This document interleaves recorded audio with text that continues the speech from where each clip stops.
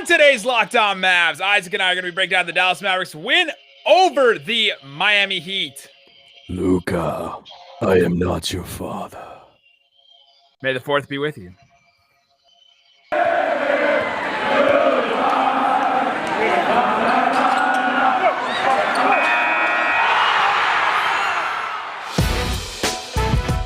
It's the Locked On Podcast Network, your team every day.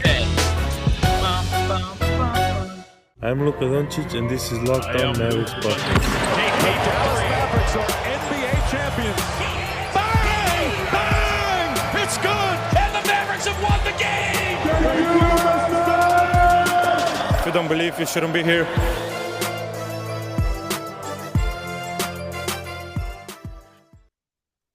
And welcome. You are locked on to the Dallas Mavericks. My name is Nick Angstadt, media member and coordinator for the Locked On Podcast Network. And joining me, as always, my co-host, contributor at Mavs.com, the Miami Maven, the One More Thinking. What you got for me, Isaac Harris? Oh, it's Star Wars Day.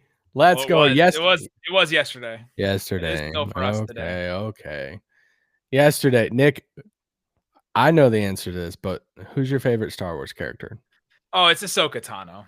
Yeah, incredible character. Not in the movies, but if you've watched any of the Clone Wars, if you've watched Rebels, if you've watched Mandalorian, you've seen Ahsoka Tano, and her story is great. It's incredible. What's the Mavs equivalent to, you know how like gatekeepers for Star Wars are? It's like, hey, you're a fan. Well, have you watched the animated series? Okay, you're not a fan. What's the Mavs equivalent to? Have you watched the animated series? What are you asking? Who does that? No. I'm not asking who does it. I'm saying like who are what the gatekeepers? It's probably toxic masculinity. I mean, we want to get into that discussion. No, not naming names. There's different thresholds. There's like, if you know, Dorian's good, or if you know Luka can play defense, or if you know like that Maxi's good, like those kind of things. There's those level of all right. If you say this, then I know this, right? Then I know how much you watch. I know Luka's how much bad at defense. Right. A little bit. Even some like the no-name players over the years. It's like, yeah. Well, if you watch Pierre Jackson play, then you are God. Yeah, then you are Yogi Ferrell, maybe. Oh, freaking love Yogi. Shout out to Yogi. Yogi could make the finals. Shout out.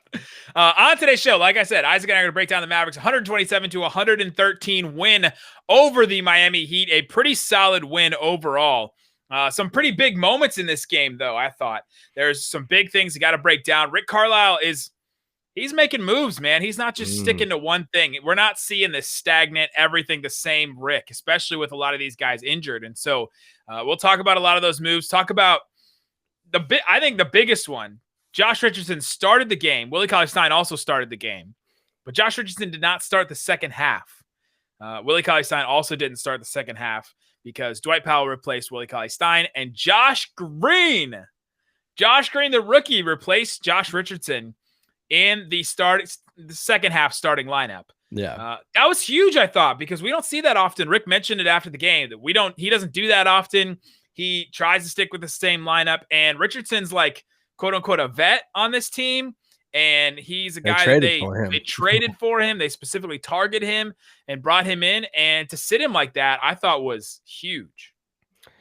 Yeah, I think we're slowly starting to see over the past, week or two, we're starting to see how the coaching staff is seeing Josh, Josh Richardson. We have to, now that Josh Green's actually playing some, we have to differ between the two Joshes. But, we have been saying, Mavs Twitter, Mavs fans, not on Twitter, Matt, this podcast, we've been analyzing Richardson's minutes and it's like his up and down season, but even, more recently, he hasn't been playing well at all.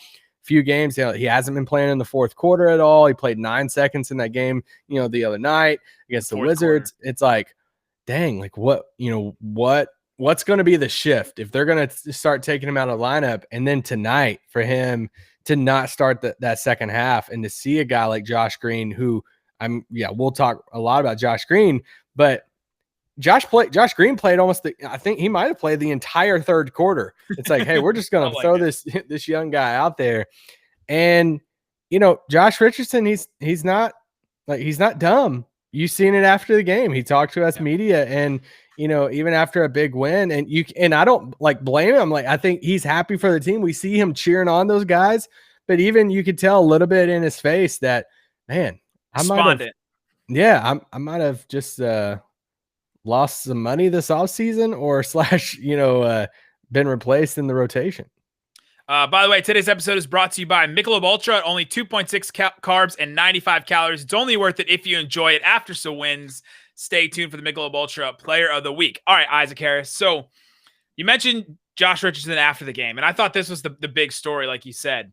After the game, he comes into the media row after he talked to Carlisle. Carlisle praised him a lot too. He said, you know, he played really well in the second half. He played really well in the fourth quarter, but they needed he did. And I think he does deserve that prop too, because some guys like him who get replaced, like there was no way around it. He got benched. He got replaced in the second half. And he comes in the fourth quarter, and you could tell a difference. Like it wasn't a I'm going to pout type of reaction. It was, okay, the young pup outplayed me and outworked me. I need to go out there and play better than him. And I thought he responded well and played really well. Josh Richardson's story is so interesting to me. If you go back, I remember when Josh Richardson first landed on the Mavs, I had David Ramil from Locked On Heat on the show, and he wrote this incredible, like real in-depth, you know, feature length article on Josh Richardson, his upbringing and how he got to Miami and how he started to get some minutes in the rotation and all this. And I think it was on Fansided, but if you go back to that podcast, there's a link in it. But he started talking about how he wasn't even like a really highly recruited player in college, or, you know, going into college. He wasn't even necessarily a starter his first year in college. And then he like worked up to that point. And in the NBA, he started again from the bottom, you know, and he started to work his way up. He was a rising star. He was a rising star for the Miami Heat. The Miami Heat fans thought that he was like the next thing, that he was going to, more so than Justice Winslow, he was going to be their next star type player. And so they started, you know, bringing him up. And then they traded him for Jimmy Butler, which, and being in a trade for a guy like that is pretty big. And I wonder if there's a little bit of Josh Richardson needs, you know, to earn it. And I'm not sure that he feels maybe that he had arrived, especially coming on a younger team where he's the older guy now. And it may not necessarily be his fault or anything, but maybe this is the way to motivate him, to show him that nothing is promised, right? Like nothing is given to you.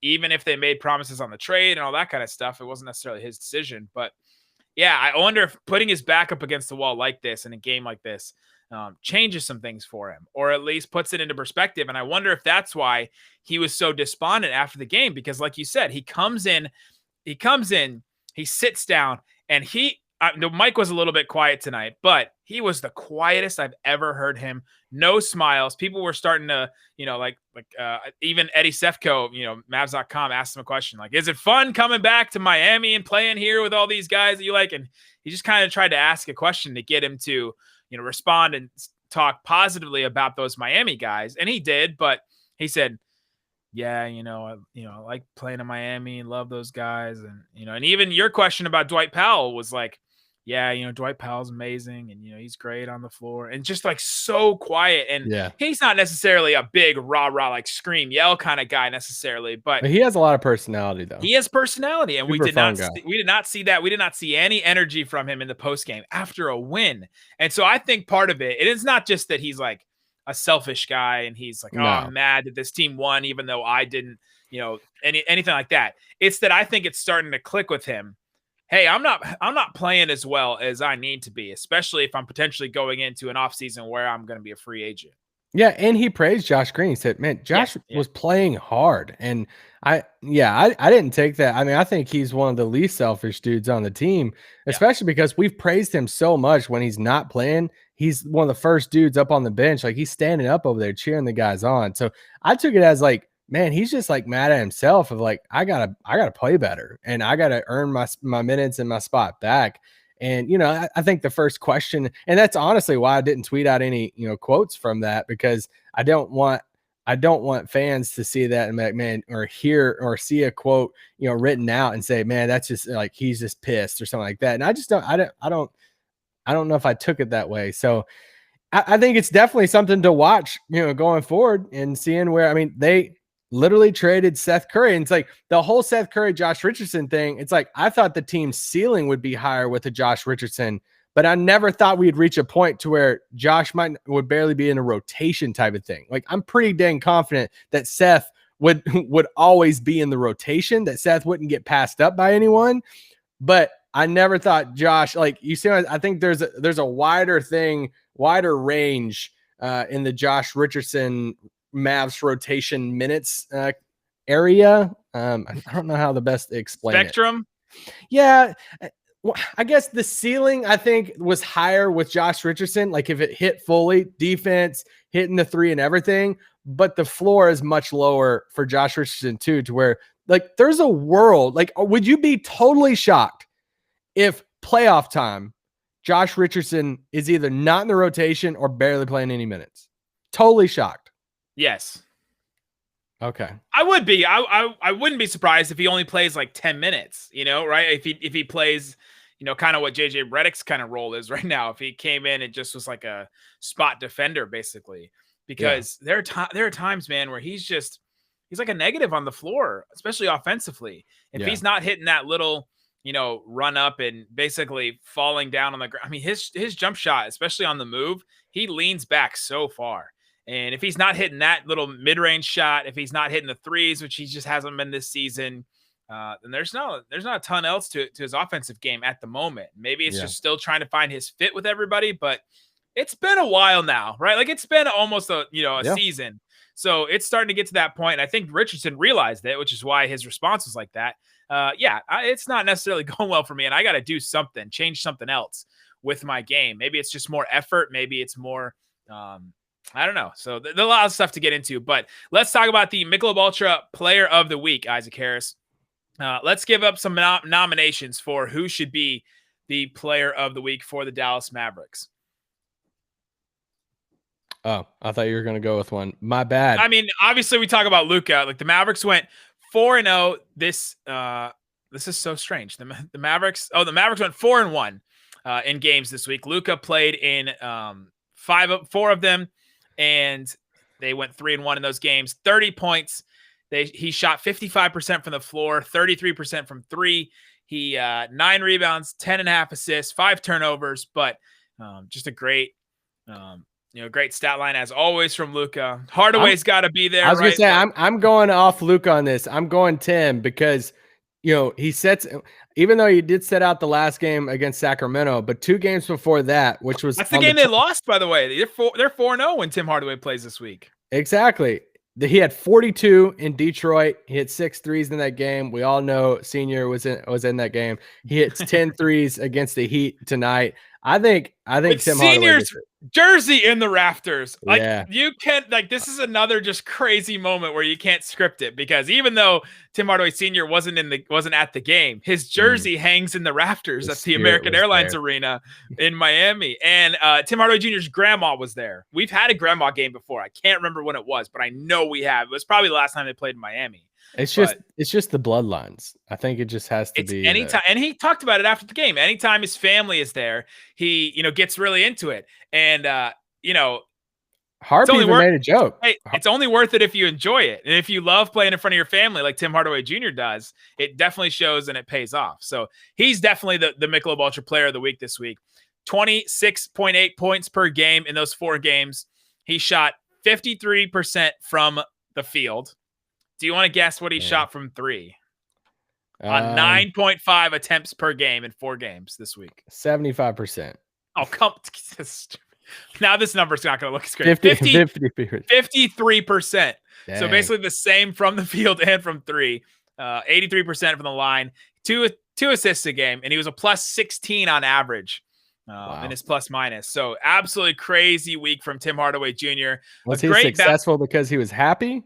Or is he happy right now because he was successful? He needed this. He absolutely needed this run. We'll get to him a little bit later. But yeah, 2.6 carbs, 95 calories. Joy creates success. Enjoyment isn't the end game. It's the whole game. Crack open a Michelob Ultra and enjoy some Tim Hardaway Jr. bounce back fever. Get that. We'll talk more about him coming up. All right, Isaac Harris, let's get into some more about this game. So we were talking about Josh Richardson, and we talked about Tim Hardaway Jr. in the Ultra Player of the Week segment. Let's get into him a little bit more because this was a bounce back Tim Hardaway this week. And it just kind of happened. The Pistons game was that. This game was that. He had a really, really down beginning of April, and now it seems like he's back, and it kind of is just, they talked about it in the post game. His shots weren't necessarily, he mentioned this. He said his shots weren't necessarily short or long. They were left or right. He was just kind of off, and he seems to have gotten it back. He's made 10 threes, tied the Mavs single game record. Do you know the two players who have the Mavs single game record of most threes in a game with 10? George McLeod and Wes Matthews. You could have made it a little bit more exciting. You know, sorry. A lot of this is like performative, Isaac. George Mirasan? I know you know this. We're playing it up for the audience. And also, we're on YouTube now. Subscribe. If you're not subscribed to our YouTube channel, you're dead to me. Hit subscribe below. We're playing it up for the audience, Isaac. But yeah, great bounce back week for Tim Hardaway Jr. Tim Hardaway, the last 5 games that he has started for the Mavericks, they've went 4-1 in those games. Most notably over the last 2 games, he had 42 against Detroit. Then he had his huge game tonight against Miami. He was asked about that, or Rick was asked about it after the game. And Rick made actually a note about it. I think Tim McMahon, ESPN tweeted it out too and said, hey, I think that it is something notable that he had these 2 huge games when he was starting. And I asked you that about Josh because of like, would you be surprised if he's not in the rotation in a few weeks? Like, is there a world in which Tim starts again and then Josh Green and JJ Redick like split the Hardaway minutes off the bench? Like Josh Green or Josh Richardson? Josh Green. I'm not going that far. I'm not going like Josh Green had a nice game tonight and he made a big impact and his effort was there. The effort games you need more in the regular season. You're not going to need those as much in the playoffs. Everyone's going to be given the effort. It's just a different animal. And so I could see Richardson around the horn, ding, ding, ding, coming up. But yeah, I would start Tim Hardaway right now. I would just play him right now. They need to get off to better starts.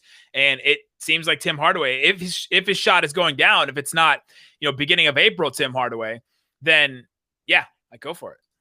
Yeah. I mean, the thing you're obviously giving up is the defense. But how much is it mattering? Like, I know right now it's not. Ariza scored 16 points in the first quarter, right? Like, real quick with Ariza, I watched Ariza and I'm like, is that peak Dorian? Is that the peak Dorian comp?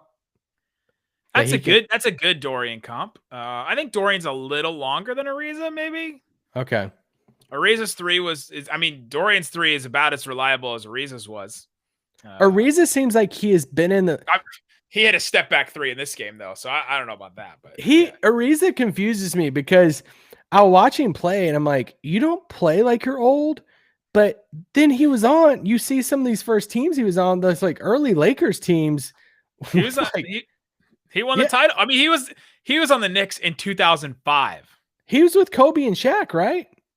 Stop. No, he wasn't. No, he was with the Kobe and Powell. In 2009. But still, it's like, dang, how long have you been in this freaking league? And then he puts up Kobe and Shaq. Then he puts it up 60. I knew he was with Kobe and the Lakers. I just couldn't remember which one. But a long time. That's which run did the Lakers? No. He entered the league in 2004. The Kobe and Shaq era ended the season before that. So, dang, Josh Green. He got close to that era. How old Josh was Josh? Green, was he alive? Yeah, he was alive. But he was like 2 probably. But no, he puts up 60 in the first quarter, and I'm like, what is going on? He was 4. And I texted our good friend and buddy Jonathan Charks. Yeah, guys, we talked about him a while back, and you guys can go to his Twitter and see how you can support him and his family right now as he is fighting cancer. So, but anyway, I texted Charks during the game and I said, Hey, just want you to know that Trevor Ariza just put up 16 on the Mavs in the first quarter. If you was wondering what Trevor Ariza was doing right now, but it's like dumb. It's like, how's Ariza putting freaking 16 points on us in the first quarter? I'm like, this is gonna be one of those games, and just made me mad.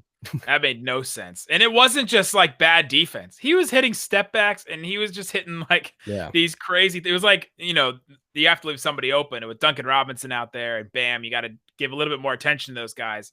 But man, hey, you said Bam. I think Willie and Dwight get some credit tonight. They did really well. I thought Dwight had a great game. Bam had 11 points, 11 rebounds. And like normally I feel like Bam has just torched our bigs. And Bam's just an incredible player. And for him to just have 11 points tonight, I think you have to give credit to Willie and Dwight. This Miami team is so tough when they don't have a point guard that's just like, or an offensive fulcrum like Butler that's just going off, that you have to give more attention to. Because if you can put a lot of attention on Bam, it's really tough for him to just score by himself. And Dragic and Nunn were not great in this game. They didn't shoot the ball well. I'm so out on Kendrick Nunn. I'm in out. more ways than one. So I can't remember what that's about, but oh well. Oh, I'm out on him. So there you go. It works. You can Google it, but okay. Well, his Miami team was playing Iguodala and Ariza in their starting five with Bam, then Nunn and Duncan Robinson. Like, man, there's just so much relying on Bam if he's not just completely on his game with Jimmy Butler out. And Tyler Hero out too. That was another big one. But how much tape do you think Duncan Robinson studied of JJ Redick growing up? Well, he's on his podcast network, right? Like he's part of that group now. So he followed in the footsteps, I'm going to say. So, all right, coming up, let's get into some more of this game. A lot more players that we need to talk about. A lot more. There are more players that we need to get into and talk about. But before we do, let's talk about Built Bar. Built Bar is a protein bar. It tastes like a candy bar. They're absolutely delicious. I had one today. The coconut brownie chunk. Absolutely delicious. What flavor did you have? What do you think? Coconut brownie. 9 delicious flavors. They are absolutely delicious. Coconut almond, cherry, raspberry, mint brownie, peanut butter brownie, double chocolate, salted caramel. There's something for everyone. For example, 17 grams, 130 calories, 4 grams of sugar, and only 4 grams of net carbs. That's crazy. That doesn't make any sense, but that's the way that it is. Order today. Get raspberry, mint brownie, whatever you like. Go get it. And then there's some Mother's Day deals too. Go check out the website. Use the promo code LOCKED15 to get 15% off your next bar at BuiltBar.com. We highly recommend them all the time. BuiltBar.com. Also want to tell you about RockAuto.com. Isaac, you're not a car guy, right? You don't go out and fix your car. I don't go out and fix my car. Far be it from me to go to a store and to know exactly which part I need for my car and which one fits in my car. I would probably go, I would buy something, I would bring it back, it wouldn't fit. I would be on YouTube trying all these different videos, trying to figure out why this thing doesn't work. And then I would think about taking it back, and then I wouldn't ever take it back because I get lazy with stuff like that, especially with returns. But with RockAuto.com, you know exactly the part that you need, the exact part that's going to fit for your car. Go get it at RockAuto.com. Their catalog is unique and remarkably easy to navigate. Quickly see all the parts available for your vehicle. Choose the brand, specifications, and the prices that you prefer. Prices at RockAuto.com are always reliably low, and the same for professionals and do-it-yourselfers. Why would you want to spend up to twice as much and twice as much of the time for parts? Go to RockAuto.com right now. See all the parts available for your car or truck. Right, Locked On in their How Did You Hear About Us box. They know that we sent you amazing selection, reliably low prices, all the parts your car will ever need. Sing it with me. RockAuto.com. All right, Isaac Harris, let's get into the rest of this game. We haven't talked about Luka at all. He had a decent game. He shot the ball really well, I thought, in the second quarter. Yeah. And was really he was the offensive push for them to start and get that lead. His mid-range shots, his threes were going down, 5 of 10 from 3. Only 23 points, 12 rebounds, and 8 assists for him. But he had 7 turnovers because Miami was trapping the mess out of him at the first half. He had a stretch against Bam, 3 straight possessions that I love when great players say, okay, great defenders, I'm gonna like take you up on this challenge. And Bam can guard guys like Luka. He really can. He's a really good defender. And the first, he gets Bam on the switch, And that's when he does all the little dribble moves, goes in, does this like fade back shot against Bam. He makes it, banks it in, and he goes down the court laughing, whatever. Comes back down the court, does the same thing, Bam switch, and then he just rains a three right in his eye. And I'm like, okay, Luka's just doing this on purpose against Bam at this point. Yeah. Then comes back down and pulls off, like attempts this like stupid three. Like, what are you even trying? And honestly, it was on target. It came up short, but it's those moments like Luka's doing that, like he's doing that on purpose, and he's scoring against one of the best like defending bigs in the league on switches. And it was just, yeah, Bam's just like, what the crap, man? Like, what do I do? I can't even do anything about it. And then he's got slow Iguodala, slow Ariza, and like Dragic and none next to him. He's like, what else am I supposed to do here? Yeah, brutal. So yeah, Luka took it to him. Not really much to say about his game. The 7 turnovers were concerning because they were trapping. But here's a little thing that I saw, and we can get into this guy now. Josh Green is a little bit of a trap fixer, and it really shows. I think it was Zach Lowe that said this recently. This is the second time I'm bringing this up, but about Josh Green. About Josh Green. Zach Lowe mentioned about Rondo on the Clippers. There are just certain passes you don't realize are there until another player comes in and starts making the passes. And then you're like, oh, dang, that lane was there. That, that guy was always there. That, all these passes have been available. It's just they didn't have somebody with the skill to get those passes or the knowledge, the basketball feel. And Josh Green has that. Like there were a bunch of times Josh Green broke some of those traps in that second quarter, and he had a couple of assists. How many assists did he finish with? 3 assists, 3 steals, 4 rebounds, 4 points. He was a plus 17 when he played. But Josh Green's a little bit of a trap breaker, and they need somebody in the secondary creator role that can pass well, right? Like Brunson isn't it. Hardaway Jr. is not necessarily it. Josh Green obviously is not it, but his passing was what made it so that it definitely broke things open offensively for the Mavs in that second quarter. He gives you a little bit of tease of, oh, somebody else can hit that pass, like besides Luka, and it stands out. So much of what Josh Green brings at times, it like stands out so much because nobody else can bring it sometimes. Like outside of his effort and energy, which is just, it stands out so much. Yeah. And we've talked about it, so much of like, does that say more about the Mavericks as a team or more about Josh Green? I don't know. I think both can be true in that. But when he crashes the boards, some of the steals and passing lanes he jumps into, just his overall energy is just, it's wild, and it sticks out so much for the Mavericks. But also some of the passes he pulls off are like, nobody pulls off those passes on the team. Like some of these, are you with me now? He's the second best passer on the team. It was James Johnson, and now it's Josh Green. Oh, James Your Johnson. face is frozen, which is hilarious. I love James Johnson. Am I frozen? Sir? You're back now a little bit. You're pixelated, but yeah. I'm back. But Josh Green's the second best passer on the team, which is saying more about the other guys than Josh Green.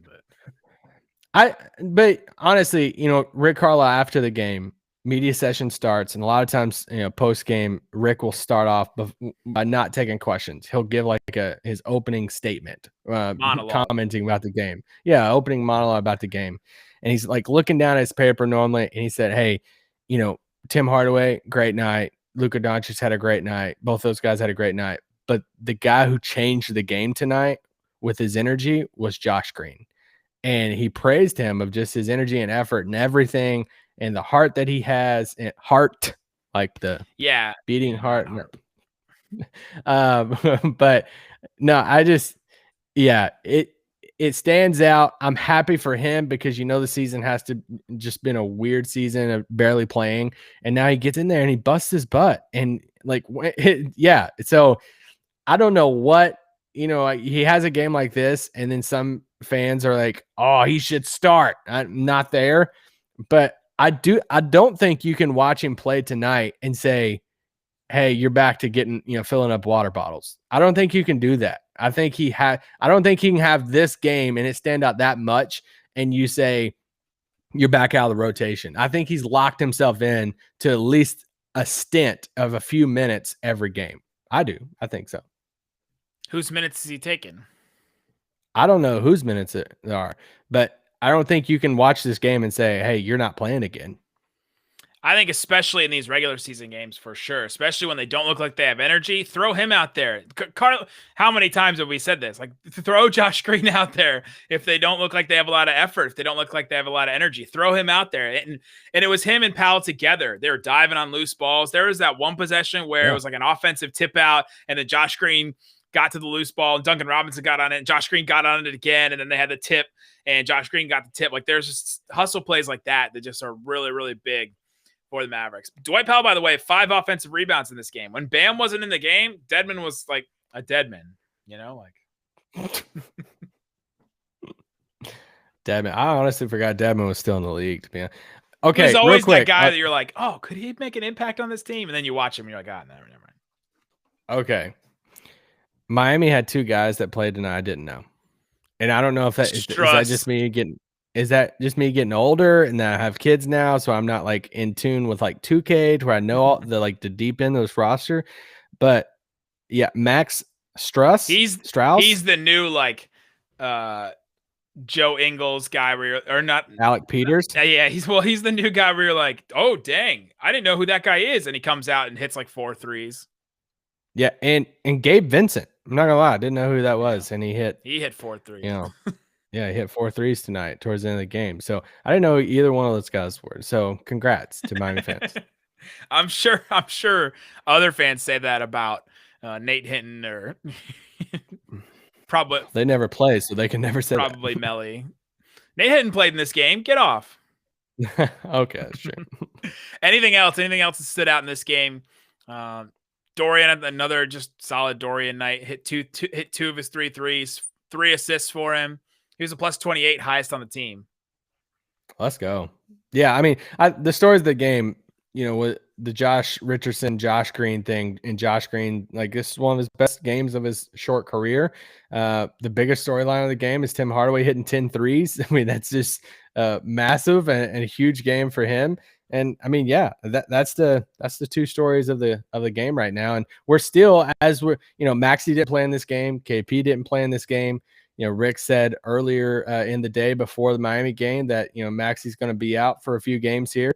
So, and I'm pretty sure he said, KP is on a kind of a game by game basis. So we'll see. We'll see what happens. They have an off day tomorrow on Wednesday, or today on Wednesday. And then they suit up for a back-to-back coming up on Thursday and Friday at home. A weird back-to-back. Nets, Cavs.